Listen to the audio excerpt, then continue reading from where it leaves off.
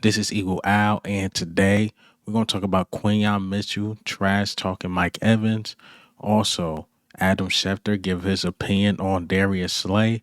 And lastly, do Howie deserve blame for failing free agent signings? But let's get straight into it.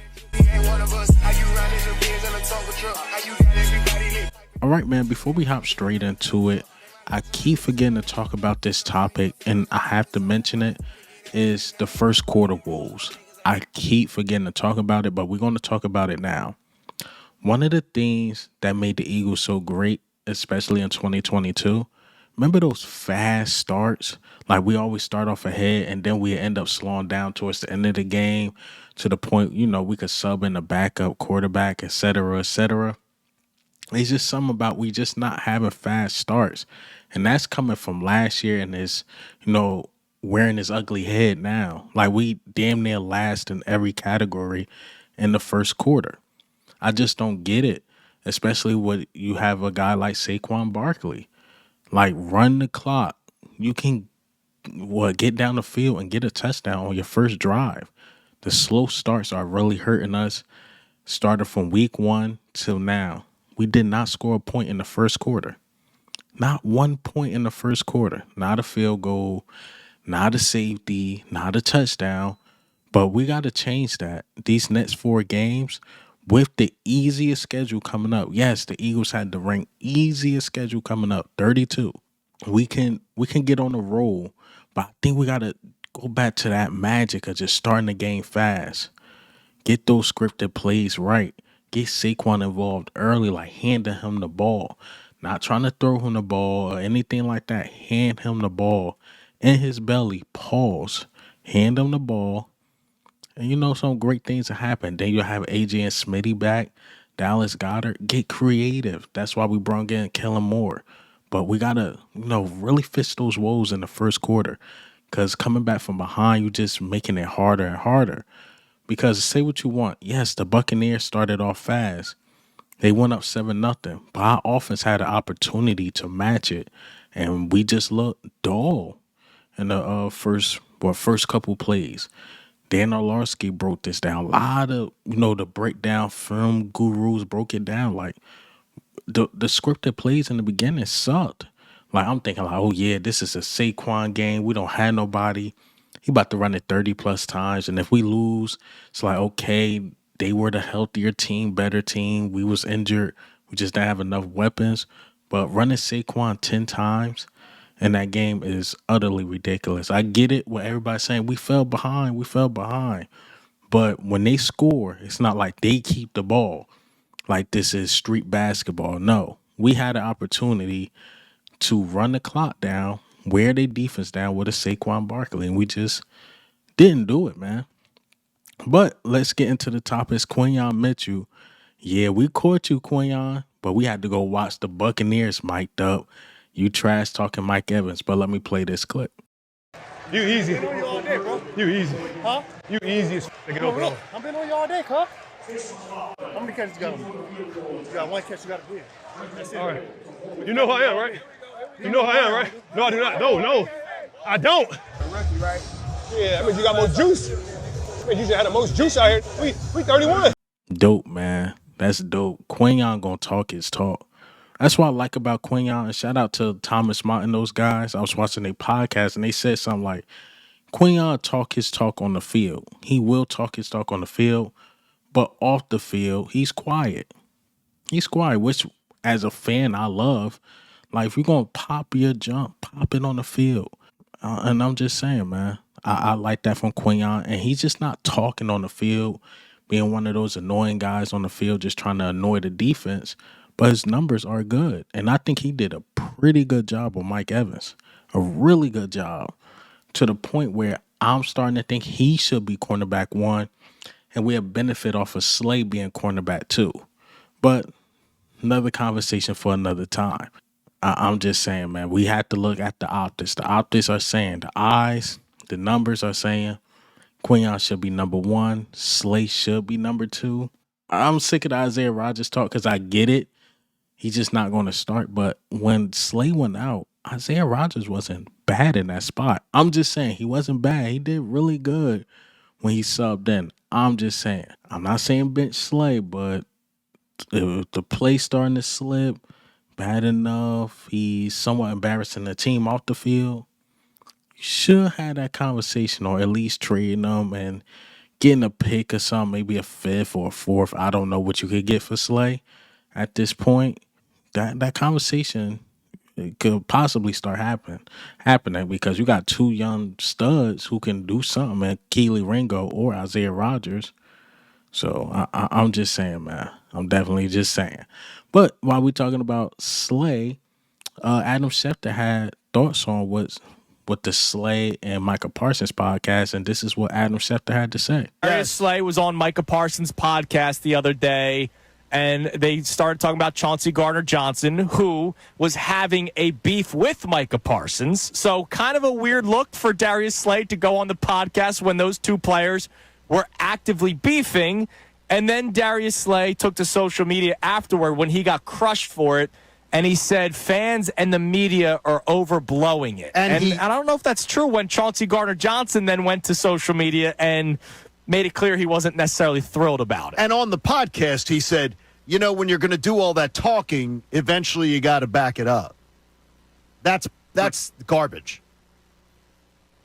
So Darius Slay said that on the podcast? I mean, about his team. Yes. About Chauncey Gardner-Johnson. Yeah. And he said this on the podcast of Micah Parsons. On Micah Parsons' process. Who was saying that Chauncey Gardner-Johnson had not been playing well. So basically, Darius Slay sided with Parsons. Like it's affirmed. It's a messy situation from afar, Shefty.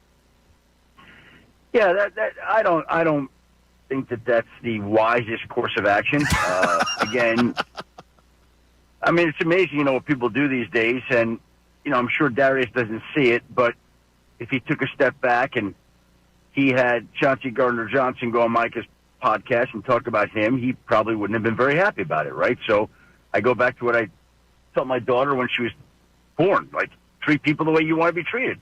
Would Darius Slay want to be treated like that? Pretty simple. I would say, my guess is no. Maybe he wouldn't. He's going to say he wouldn't mind it, but again, I don't think that's necessarily the right thing to do. I'm with Adam Schefter here, man. He somewhat scolded Darius Slay.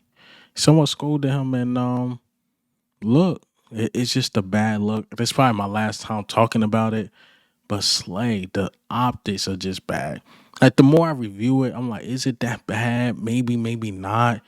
But after a loss, because now time is passing, because the loss was a couple days ago. But the next day, on the Monday, it's just a bad look. It's a bad look. And CJ is struggling. He's been talking about it. He's been taking heat. What? Antonio Brown constantly posts CJ Gardner-Johnson. Him and Micah Parsons just went back and forth a couple weeks ago. The last thing he probably want to see is his teammate on the Monday talk about him. I'm just saying. So Slay, I don't know, man. He was one of my favorite guys, and I can't defend this. Like I said in my last videos talking about you, I just can't defend this no more. I mean, it's just a bad look. It's a very, very bad look. All right, so let's talk about Howie Roseman. Do Howie Roseman deserve blame while we're talking about CJ Gardner-Johnson?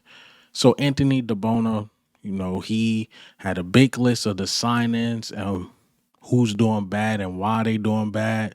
But let's go over that list. So Anthony DeBona said, while Nick Sirianni, Jalen Hurts, and Darius Slay have been the main targets of criticism, Howie Roseman has somehow flown under the radar. I totally disagree with that. I've been seeing Howie Roseman name a lot. But I disagree with that, and I rarely disagree with Anthony DeBona. But first name, he put CJ Gardner-Johnson. CJ Gardner-Johnson, second most missed tackles in the NFL with 8, most TDs allowed, and coverage 3. Now, about the CJ Gardner-Johnson thing, right? The thing is, I personally believe he's going to turn it around. And CJ Gardner-Johnson did make plays. Like, if we beat Atlanta, we talking about that play CJ Gardner-Johnson made. Putting his head in the pile, hitting B. John Robinson one-on-one, which is very hard to do. He made some plays against the Saints. Now, have he been the best? Absolutely not. But to say like he's a bad signing, we got to give it time. We got to give it time because we know C.J. Gardner-Johnson. C.J. Gardner-Johnson was with us at one point. Let's give it time before we give it that. And the second name he put Bryce Huff. Bryce Huff, 3 total pressures, no sacks, no QB hits, and 71 pass rushing snaps. Now, this is where I agree with Anthony DeBona, and the reason why I can't give the same leeway I give to C.J. Gardner-Johnson to Bryce Huff, because Bryce Huff had 1 year, and I think Howie Roseman went cheap. It's like they having a product, right? Say they have a certain product, and it's a ripoff at Dollar General or something like that. So we got the real product. We got the real product from Target. We had it in our building. Could go get the quarterback, could go do great things. But we was like, you know what? We should take this product back because it's way too expensive to keep up with. But let's get that one from Dollar General. They the same. And then we take it back, get a refund or whatever. We get a Bryce Huff from Dollar General thinking it could come up with the same results. And it doesn't work. And now when we try to go back to Target, like, nah, we need that back. No refunds. This thing is sold out. We can't give it back to you. We're not giving you back this product. There's no way you can get it back. Now we stuck with the Dollar General product and hoping it worked. That's one I agree with. I think Howie Roseman went head over heels with this. And then like Vic Fangio even alluded to it, like, yeah, we seen him as a good pass rusher, but we knew he was gonna have some other things to develop on. So you decide to give a big check to a developmental piece makes no sense. No sense at all. If you was gonna sign a developmental piece, should have tried to offer him a lower deal and just paid Hassan Reddick, man. My opinion. But I think Howie Roseman went wrong on that. Then the next name, he put Jahan Dotson. Jahan Dotson has 5 receptions on 8 targets for 25 yards, 129 routes ran. That's one we got to see how it work out. No training camp, basically. He just comes onto the team. He's still trying to learn the playbook. Him and Jalen Hurts have no chemistry at all. So you got to get that one time too. But it is looking like we want head over heels with that. Remember, I was damn near the only content creator was saying, I like Britton Covey. I don't really think we should have did this. I would have just stuck with Britton Covey and Paris Campbell. But people like, nah, we just need that dominant wide receiver 3. And unfortunately, it's just not working out right now. But give it time. See how, the season go with Jahan Dotson. Maybe it worked, maybe it doesn't. I don't know. But so far, looking like Howie Roseman got fleeced. He put Devin White as well. Devin White just haven't played yet. Now, Devin White, I disagree with Anthony DeBona here because Devin White, we signed him to a cheap deal. And unfortunately, it just didn't work. But he even put here, Zach Bond was a steal. So even though Devin White didn't work out, it kind of X itself out because Zach Bond worked. Now both of them didn't work. Now you stuck with like Nakobe Dean, and then you got Ben Van Sumeren, and then they be like, okay, it just didn't work. But Zach Bond was a diamond in the rough. And let's be honest, a lot of us were excited about Devin White, but Nakobe Dean beat him out. And we still don't know. Maybe Devin White is the guy, but Vic Fangio not giving him a shot. The problem with Devin White, and the reason why I believe he's not dressing, because he's only a linebacker. He doesn't help with special teams or anything like that. So it's like, well, we might as well dress Ben Van Sumeren because at least he'll help with this, that. Hell, they had Van Sumeren in as a fullback in one play. So I'm just saying that's more on Devin White. Not opening up, trying to do other things, but that is what it is. And he named like Matt Hennessy, Devontae Parker, who retired, just other guys. But he hit on Saquon Barkley. Saquon Barkley was a huge hit. Zach Bond was a huge hit. Like, we can't just name all the negatives, but we got to name the good too. Man. So again, while we harping on this, the bad stuff, there was some good stuff, and every draft pick is not going to hit. Every signing is not going to hit, but the ones that hit. You got to think, Quinyon Mitchell, that draft pick is a hit. If we just talking about this year, that draft pick is a hit. Jalis Hunt might be a hit if he get more snaps.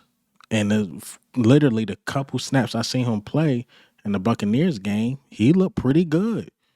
That might be a hit. Saquon, we know, is a home run hitter. Zach Bond was a home run hit. Where they're missing, sure.